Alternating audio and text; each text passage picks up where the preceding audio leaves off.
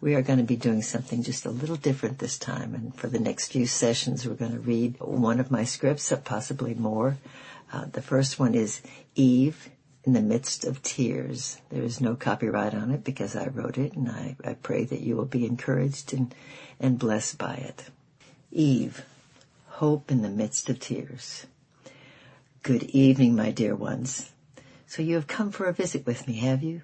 Well, sit down. Sit down. Oh, you are sitting down. Oh, these old eyes of mine aren't what they used to be. Not at all. Did you know that there was a time when I had perfect vision? I could so clearly see. But that was before. But it was so different before. And that was a long time ago. Well, I've received quite a few visitors lately. I suppose they think I'm soon to die. From dust you came, and to dust you shall return. That is what the Lord God told my husband. I suspect my visitors have come to hear about what I've seen and what I've learned over these past few hundred years. They want to know what it was like before, when the world was perfect. No sin, no death, no growing old as I have done. It was a time when the animals weren't afraid of us, and we weren't afraid of the animals. At night, Adam and I would lay our heads on the belly of that big cat. And we would look up at those absolutely beautiful stars that God created. Oh, yes, the stars are still beautiful, but not like they were before. Oh, my. Oh, but I do love the visits of my children. I certainly do. I am feeling so old and tired these days, but the Lord God has given me this precious time to speak to our children. I pray that they will pass along to their children and to the future generations that are to come what Adam and I have learned.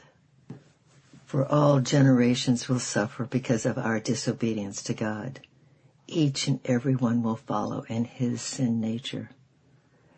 As I look back, I do have a great deal of regret. But I'm also reminded what the Lord God has done and will do in his mercy and in his love. You are very quiet. I know. You want me to move on and tell you what it was like when we were in the Garden of Eden, don't you? Well, let's see. I'll go back to the very beginning of the world. But of course, Adam and I were not there. We had not been made yet. But the Lord God was. And he has always been. He is the Alpha and the Omega, the beginning and the end. He has no beginning and he has no end. It was in that cool of the evening as we walked in the garden with God. We listened as he described to us how he created this world. In the beginning, God was the almighty, powerful, awesome God. He spoke and the world was created. He created the heavens and the earth. And there was darkness over the face of the earth. And God said, let there be light. And there was light. And God saw that the light was good. He separated the light from the darkness. And he called the light day and the darkness he called night. And there was evening and there was morning, the first day. Then God said, let the waters separate and let there be an expanse. So there was waters under the expanse and above it. It was evening and morning, the second day. Then God gathered the waters from the land into one place, and he called the land earth and the waters the seas. And God saw that it was good. And God said, let there be grass on the earth and herbs and fruit trees, and each after their kind. And God saw that it was good. And it was evening and morning, the third day. Then God said, let there be lights in the heavens. He made two great lights, the sun to rule the day and the moon to rule the night. And he made the stars also. God saw that it was good. It was evening and morning, the fourth day. And then God commanded, let the waters bring forth living creatures, great sea creatures and small little ones according to their kind. Let the birds, every winged creature according to its kind, fly above the earth. And God saw that it was good. God blessed them, saying, be fruitful and multiply, and fill the waters, and let the birds multiply on the earth. it was evening and morning, the 5th day. And God said, let the earth bring forth the living creature after its kind, cattle and creepers, and its beast of the earth after its kind. And it was so. And God saw that it was good. And then God said, let us make man in our own image, according to our likeness. Let them have dominion over the fish of the sea and over the birds of the air and over the cattle and over every creeping thing that creeps on the earth and over all the earth. And so God created man in his own image. Male and female he created them. And the Lord God blessed them and said, be fruitful and multiply and fill the earth and subdue it. For we are not like the animals, for we had been made in the image of God.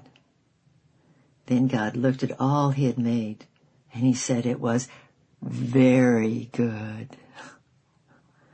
And it was evening and morning, the 6th day. It was on that 7th day when the heavens and the earth were finished, and all the hosts therein. Then the Lord God rested from all his work that he had done. And God blessed the 7th day and set it apart as special. Now the Lord planted a garden in Eden. There God made the trees to grow, and it was so beautiful and good for food. And the tree of life was there, and the tree of the knowledge of good and evil. And God had formed Adam out of the dust of the ground and breathed the breath of life into him. He became a living soul. And God put Adam in that garden to tend and keep it. And the Lord God commanded him that he would freely eat of any tree in the garden, but of the tree of the knowledge of good and evil he could not eat. For in the day that he eat of it, he would surely die. And the Lord God said, it is not good for man to be alone. I will make him a helpmeet. And God brought forth the beasts of the field and the birds of the air, and he brought them to Adam to be named. And Adam named them. But for Adam there was not a helpmeet. So God put Adam into a deep sleep, and he slept. He took a rib from Adam's side, and the Lord God took that rib and made it into a woman, me. And when Adam woke, he saw the Lord God bringing me to him. He gave me to Adam as his wife, and Adam took my hands into his. Now, at last, bone of my bone and flesh of my flesh, she shall be called woman, because she was taken out of man. What did I think when I first saw Adam? Oh, he was handsome, strong yet gentle, loving, kind, and so caring. He was perfect, and I was perfect for him. The man shall leave his father and mother and be joined to his wife, and they shall be one flesh. We were naked and unashamed, and together we served the Lord as one heart. Everything was so very good. Life together was good. We lived in paradise, God's creation, our beautiful home, a place of sweet fellowship and protection. All our needs were met by the Lord God, and there was no sin, no death, no sorrow, and no tears. I think this is a good place to stop until the next time. And we'll find out what happened in that garden and the dark cloud that is coming when what happens there that affects us even today. I love you. I'm praying for you, and bye-bye for now.